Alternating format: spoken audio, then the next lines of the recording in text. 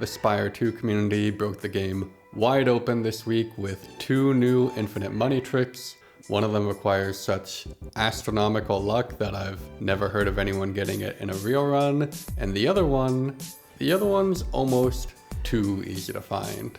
All you really need is 1 card and you can turn almost any combat into infinite gold, if you have enough time on your hands. The first trick came to us by Kilroy was here. Kilroy is an expert in game-breaking bugs and other bugs. Kilroy shows that a specific combination of economy relics can turn any shop into infinite gold, cards, and health. Collectively, these relics create a state where buying any card gets you money, letting you experience the joys of being a Pokemon scalper. But mechanically, I think this trick is actually pretty safe from a game design perspective. First, it's so rare that it basically never happens, and secondly, once you do get it, winning is relatively painless. You simply buy colorless cards until you find Mind Blast, buy a couple more 100 cards, and then speed run the rest of the run. The second infinite money trick, however, is far more problematic. JMac demonstrated this second combo on Twitch, and it really only has one prerequisite: have royalties in your deck. But how does one go from this to this? Especially when the game has safeguards in place to stop it from happening. One of Spire's hidden rules is that you cannot generate any card in combat that would give you meta-scaling. What this means is you can't create a card that would give you healing, max health, potions, or gold. And the reason being, the devs are trying to limit the number of situations where the optimal play is stalling. Mango again, just flying off the stage. The game actually launched with a far easier infinite money trick with hidden gem and royalties, but they quickly patched it out with 2 key changes. First, you can never generate hidden gem mid-combat anymore, so no stalling to find it. And secondly, hidden gem can no longer give replay to a card that already has the replay. So there's a natural cap on how much you can stall, even if you have it. In theory, getting infinite gold from this spot should not be possible, but in practice, all you need are royalties, any source of colorless card generation, and time. So how did JMac do it? Step 1. Find an enemy that doesn't get stronger over time. All right, let's see if we find a stallable fight. This guy doesn't scale. I think most fights in this act are stallable. Step 2, don't die, and the harder Step 2B, don't kill the enemy. Eventually you can use cards like Resonance, Disarm, and Barb to get the enemy's strength all the way down to 0, but in the meantime you're going to need to find something repeatable because your deck will fill up with unplayable attacks.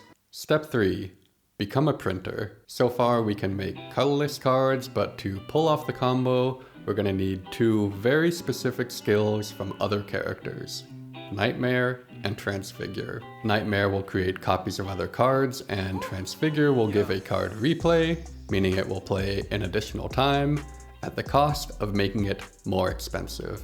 There's only one problem. We don't have a way to create these cards. Whenever a card effect creates a random card, it actually creates a random card from your character's card pool. Card transformations, however, work differently. When you transform a card, it becomes another card of the same color. Enter Splash. Splash creates attacks from other characters, and then we can transform them using entropy into the cards we need. Using this, we can now transform into basically any card in the game, and by turn 157, JMac has Nightmare and Transfigure in hand. Step 4, solve the energy bottleneck. Now, if our plan is to use Transfigure to give royalties 8,000 replay, that means it's also going to cost 8,000 energy. Bullet time makes our hand free, but we don't actually have a lot of space in our hand. The only answer is Void Form. Turn 187 and JMac starts fishing for Void Form. We find, copy, and play Void Forms until our first 10 cards each turn are free, and after a brisk 217 turn setup, we are now free to continue setting up the combo. Step 5, STONKS. We make copies of Nightmare and Transfigure and then do the following each turn. First, play the left 2 transfigures on the remaining transfigure. This roughly triples the amount of replay on our transfigures each turn. 3, then 11, then 35, then 117. Second, play our Nightmare with replay. This gives us 3 new Nightmares and 3 new Transfigures for next turn. And finally, all that replay we stacked onto our Transfigure, we're gonna dump that onto royalties. Technically, this can go on for as long as you want, but with the heat death of the universe and everything, you should probably stop sometime. JMax stops at replay 8,324, makes 6 more copies, and then puts all 7 of them on the stack. As you wait for 58,000 card animations to go off, it's time for step number 5, and the hardest for some of us, go to sleep. It is done. It is done. How do we kill this guy? Ultimate strike? Oh my god, the cards are like lagging. Let's not do the dramatic entrance thing. That feels a little bit risky.